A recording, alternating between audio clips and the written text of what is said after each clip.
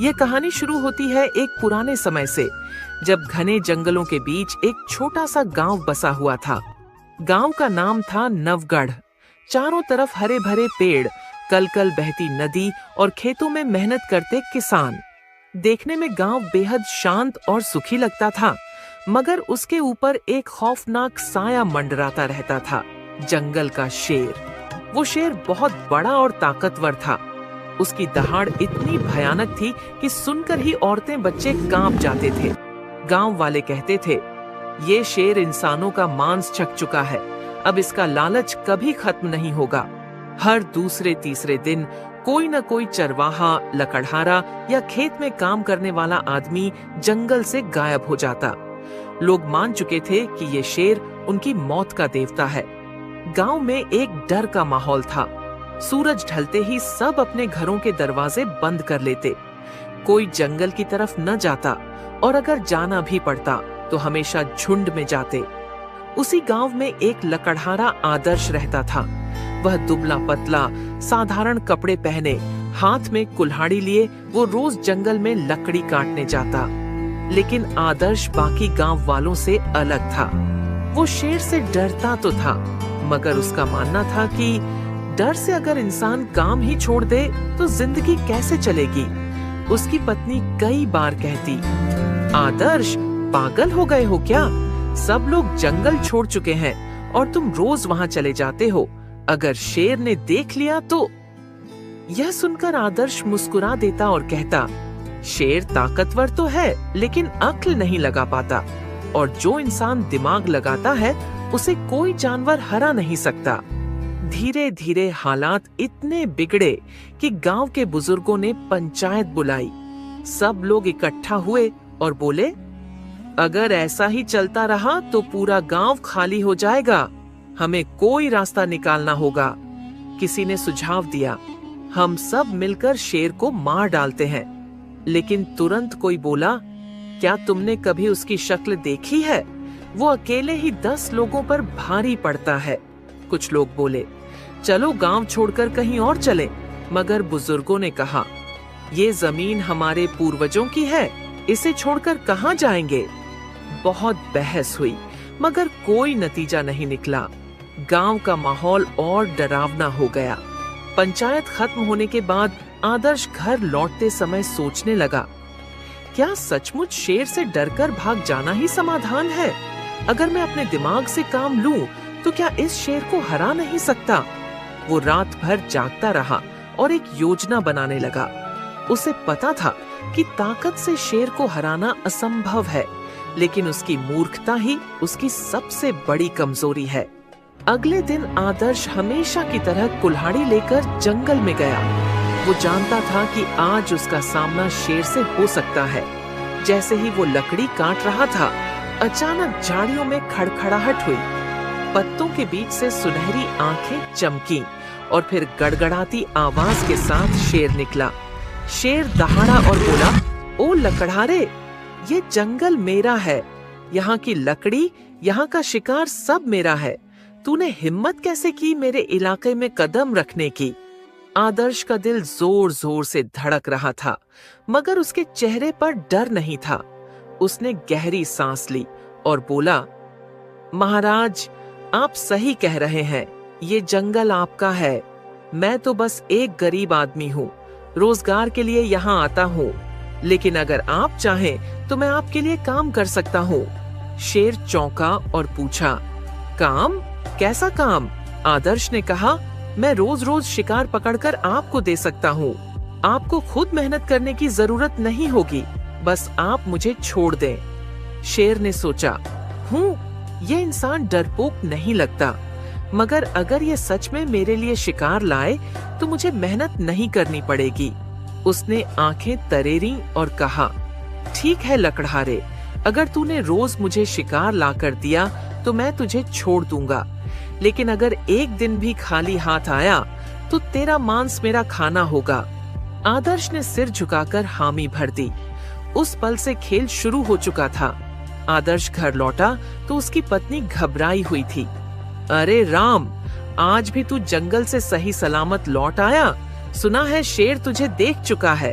आदर्श मुस्कुराकर बोला, हाँ देखा था, लेकिन मैंने उसे समझौता करने पर मजबूर कर दिया। पत्नी हैरान रह गई। शेर से भी कोई समझौता कर सकता है? आदर्श बोला, हाँ, अगर इंसान अपनी अक्ल से काम ले तो सब कर सकता है। अब आगे देखना, वही शेर मेरे जाल में फंसेगा। अगले दिन आदर्श ने सोचा, अगर मैं शेर को रोज इंसानी शिकार दूंगा तो गांव वाले मुझ पर शक करेंगे। मुझे ऐसा रास्ता निकालना होगा जिसमें शेर भी खुश रहे और गांव वाले भी बच जाए। उसने शेर के लिए एक मोटी तगड़ी बकरी पकड़कर ले गया। शेर ने बकरी देखते ही दहाड़ लगाई। वाह लकड़हारे, तूने तो मजा दिला दिया, अब तू वाकई मेरा आदमी है। आदर्श ने हाथ जोड़कर कहा, महाराज, मैं तो बस आपकी सेवा कर रहा हूँ, लेकिन ध्यान रहे, असली ताकत सिर्फ आपके पास है। शेर गर्व से हंसा, सही कहा, जंगल का राजा मैं हूँ। तुझे मैं इसलिए छोड़ रहा हूँ क्योंकि तू मेरी सेवा करता है। आदर्श मन ही मन मुस्कुराया। यही तो इसकी कमजोरी, घमंड और मूर्खता है। धीरे धीरे आदर्श रोज कुछ न कुछ शेर को ले जाता। कभी खरगोश, कभी बकरी, कभी सुअर। शेर मजे से खाता और आलस से पेड़ों के नीचे लेट जाता। गांव वाले यह देखकर हैरान थे। ये कैसे हो सकता है? जहां शेर के डर से कोई पास नहीं जाता, वहां आदर्श रोज जाता है और सही सलामत लौट आता है। कुछ लोग तो पीछे पीछे गए और देखा कि आदर्श सचमुच शेर को शिकार खिला रहा है। गांव में अफवाह फैल गई, आदर्श ने शेर से दोस्ती कर ली है। कहीं ऐसा न हो कि शेर को इंसान का स्वाद दिलाकर वो हम सबको ही खतरे में डाल दे। गांव की पंचायत में फिर चर्चा हुई। कुछ लोग बोले, आदर्श गद्दार है, वो शेर को ताकतवर बना रहा है। मगर कुछ समझदार बुजुर्ग बोले, नहीं, हमें जल्दीबाजी नहीं करनी चाहिए। हो सकता है आदर्श के मन में कोई चालाक योजना हो। एक शाम शेर आलस से डकार लेते हुए बोला, लकड़हारे, अब मैं इन छोटे मोटे जानवरों से ऊब गया हूँ। मुझे कुछ बड़ा चाहिए, कोई इंसान। आदर्श का दिल धक से रह गया, मगर उसने चेहरे पर डर नहीं आने दिया। वो बोला, महाराज, इंसान का मांस तो सबसे स्वादिष्ट होता है, लेकिन उसे लाना आसान नहीं। अगर आपने वादा किया कि मुझे नुकसान नहीं पहुंचाओगे, तो मैं इंसान का शिकार भी दिला सकता हूँ। शेर की आंखें चमक उठीं। सचमुच? अच्छा, तो फिर जल्दी से इंसान का इंतजाम कर। आदर्श ने मन ही मन सोचा, अब वक्त आ गया है इस मूर्ख शेर को फंसाने का। अगले दिन आदर्श गांव में आया और सबको इकट्ठा किया। उसने कहा, गांव वालों, शेर इंसानी मांस की मांग कर रहा है, लेकिन डरने की बात नहीं है। मैंने उसे समझा दिया है कि हमारे गांव का सबसे ताकतवर आदमी मैं हूँ। अगर उसने मुझे हरा लिया तो वो मुझे खा सकता है, और अगर मैं जीत गया तो शेर को गांव छोड़ना होगा। गांव वाले स्तब्ध रह गए। तू पागल हो गया है आदर्श? अकेला शेर से भिड़ेगा? आदर्श मुस्कुराया और बोला, चिंता मत करो, मैं बल से नहीं, दिमाग से लड़ूंगा, और यही उसकी हार होगी। शाम को आदर्श शेर के पास गया। महाराज, मैंने गांव वालों से बात की है। सब मानते हैं कि इंसानों में सबसे ताकतवर मैं हूँ। अगर आपको सचमुच इंसानी ताकत का स्वाद चखना है तो मुझे ही खाइए, लेकिन उससे पहले आपको मेरी ताकत का इम्तिहान लेना होगा। शेर हैरान रह गया। तू खुद को मेरा शिकार बना रहा है, और इम्तिहान कैसा? आदर्श ने रहस्यमय अंदाज में कहा, जंगल के बीच एक खाई है, वहां मैंने अपने सबसे बड़े दुश्मन को कैद करके रखा है। वो मेरे जैसा ही ताकतवर है। अगर आप उसे हरा दो, तभी आपको हक है मुझे खाने का। शेर की आंखों में लालच चमक उठा और वह बोला, ठीक है लकड़हारे, कल सुबह मुझे उस खाई तक ले चल, मैं तेरे दुश्मन को चीर फाड़ कर रख दूंगा। आदर्श मुस्कुराया और मन ही मन कहा, बस यही तो चाहता था मैं। सुबह का समय था। जंगल की हवा में अजीब सी ठंडक और सन्नाटा था। पक्षियों की चहचहाहट भी जैसे दब सी गई थी, मानो उन्हें भी पता हो कि आज जंगल में कुछ बड़ा होने वाला है।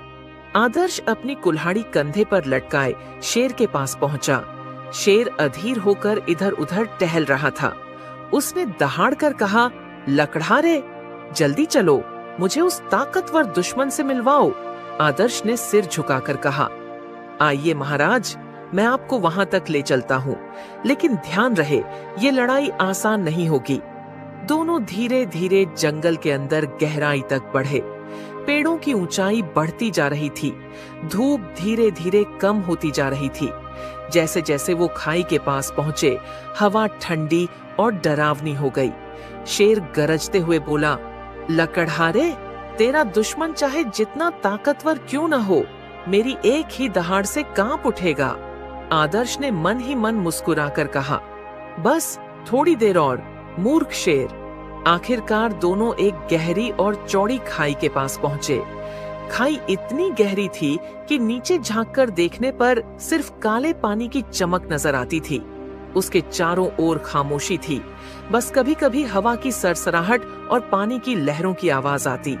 आदर्श खाई की ओर इशारा करके बोला, महाराज, यही है वो जगह, और नीचे पानी में है मेरा सबसे बड़ा दुश्मन, एक और शेर, उतना ही ताकतवर जितने आप। शेर ने हैरानी से नीचे झांका। पानी में उसे अपना ही प्रतिबिंब दिखाई दिया। उसकी सुनहरी आंखें, उसका विशाल शरीर और उसका खूंखार चेहरा। शेर दहाड़ा और बोला, आह, ये तो सचमुच शेर है, और लगता है ये भी मुझे ललकार रहा है। पानी की सतह पर लहरें उठी और उसका प्रतिबिंब हिलता डुलता दिखाई दिया। शेर गरज कर बोला, लकड़हारे, तेरा दुश्मन अब मेरा शिकार बनेगा, देखना मैं इसे चीर डालूंगा। आदर्श ने शांत स्वर में कहा, महाराज, अगर आपने इसे हरा दिया तो आप सच में जंगल के सबसे बड़े राजा कहलाएंगे, फिर आपको मुझे खाने का हक भी मिलेगा। शेर ने छाती फुलाई और दहाड़ते हुए कहा, हाँ, मैं साबित कर दूंगा कि जंगल में मेरा कोई मुकाबला नहीं। वो उछलने के लिए पीछे हटा। उसके पंजों से मिट्टी उड़ रही थी, आंखों में आग थी। आदर्श ने एक आखिरी बार मन ही मन प्रार्थना की, हे भगवान, मेरी इस चाल को सफल कर देना। अचानक शेर ने जोरदार दहाड़ लगाई और खाई में छलांग लगा दी। उसका विशाल शरीर हवा में लहराता हुआ सीधे पानी में गिरा। धड़ाम!